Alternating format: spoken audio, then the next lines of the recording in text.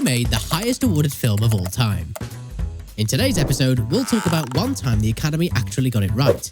The movie we're about to dive into won the Academy Award for Best Picture, Best Director, Best Actress in a Leading Role, Best Supporting Actress, Best Original Screenplay, Best Film Editing, and that's just the wins, folks. This movie has been nominated for a total of 404 times and actually won 264 times across a plethora of award shows, making it the most awarded film of all time. At least now, do you know what we're talking about? Yeah, it's... After the whole Will Smith-Chris Rock showdown, the Academy had to redeem itself, and boy did it deliver, because man, oh man, this movie was so good. I mean, who would expect a film about a middle-aged woman undergoing a tax audit could be the film that bags all the wins? But in the hands of the Daniels, Daniel Kwan and Daniel Skyner, any movie could turn into simple magic. So, who are the Daniels? They actually started out directing music videos, if you've seen Houdini by Foster the People.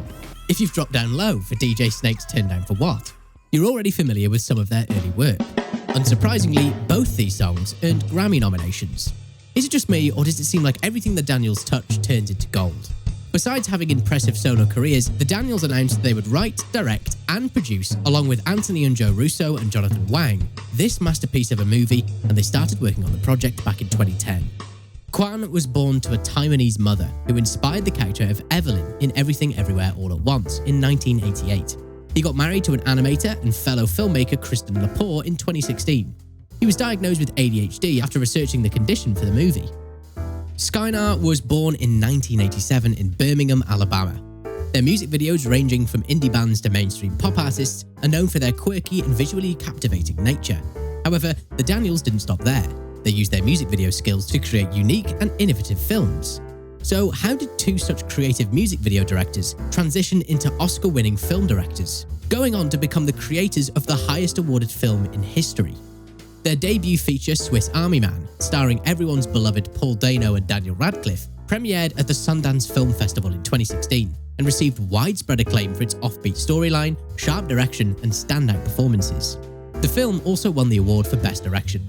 Following the success of Swiss Army Man, Skynar's feature film, The Death of Dick Long, premiered at the Sundance Film Festival in 2019 and further showcased their unique vision and filmmaking prowess.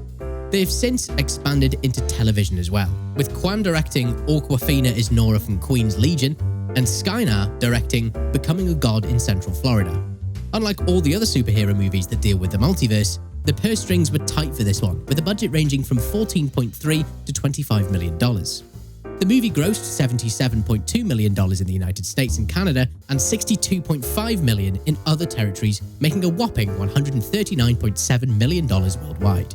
They were inspired by the concept of modal realism, which is a philosophy that brings forth that all possible realities of the world exist and they are similar to the physical reality we live in now. Let me put this simpler. Imagine what the world would have been like if Hitler won the Second World War. So, modal realism says that reality actually exists. If you've watched movies like the latest Doctor Strange movie, The Multiverse of Madness, you'll understand this a little bit better. The multiverse is real. In fact, Kwan described the release of Spider-Man Into the Spider-Verse as upsetting because the concept of the multiverse was no longer an original in the film space. He described it as a frustrating experience. His anxiety only grew when he saw that one episode of Rick and Morty, prompting him to stop watching the show altogether.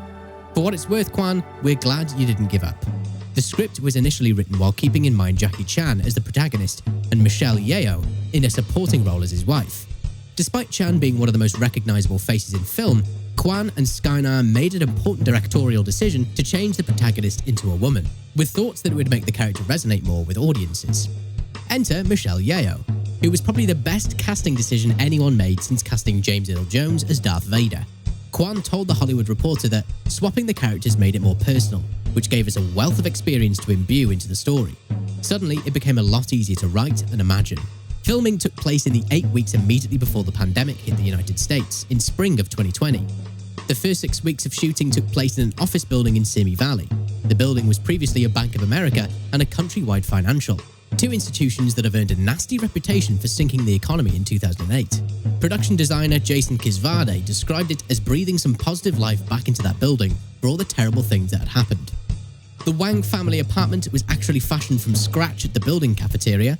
Set director Kelso Ephraim actually stated that they hired a cultural consultant to take her through LA's Chinatown to procure the right brand of rice steamer and other furnishings, down to the wall calendars distributed by local businesses every Chinese New Year.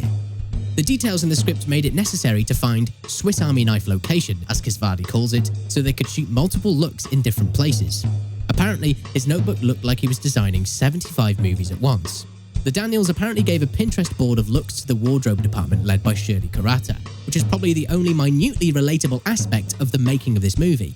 With a restrictive budget, they really needed to come up with unconventional ideas to film scenes that require characters' multiple costume changes.